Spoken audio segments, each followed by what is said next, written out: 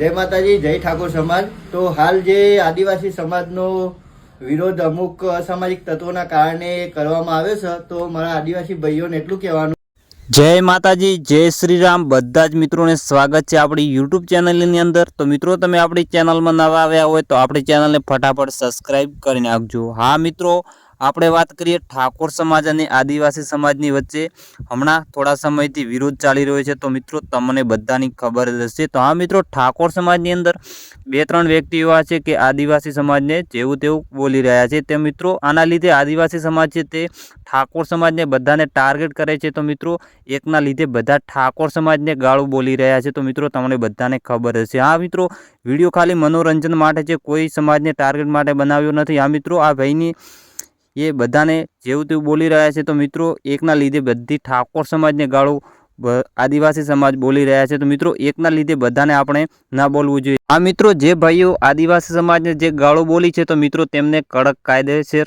કાર્યવાહી કરો। તો મિત્રો, બધી સમાજને તમે બદનામ ના કરશો। તો મિત્રો, વિડીયો છે તે મનોરંજન માટે છે। હા મિત્રો, આ ભાઈ અત્યારે જે ઠાકોર સમાજનો એક ભાઈ છે તે આ વિડીયાની અંદર બોલી રહ્યો છે કે તમે બધાને ગાળો ના બોલો। તે પહેલા વિડીયો જોઈ લો, પછી મિત્રો આપણે આગળ વાત કરીશું। જય માતાજી, જય ઠાકોર સમાજ। તો હાલ જે આદિવાસી સમાજનો વિરોધ અમુક અસામાજિક તત્વોના કારણે કરવામાં આવ્યો છે, તો મારા આદિવાસી ભાઈઓને એટલું કહેવાનું કે એ બેથી તમારે કોઈ પણ વિરોધ હોય, તમે એ બેને કાયદેસર કાર્યવાહી કરો। આખા ઠાકોર સમાજને ટાર્ગેટ ના કરશો, કારણ કે અમે જે વિડીયો બનાવીએ છીએ ને એ કોઈ સમાજનો કે તમારા સમાજનો વિરોધ થાય એવા કોઈ વિડીયો બનાવતા નથી।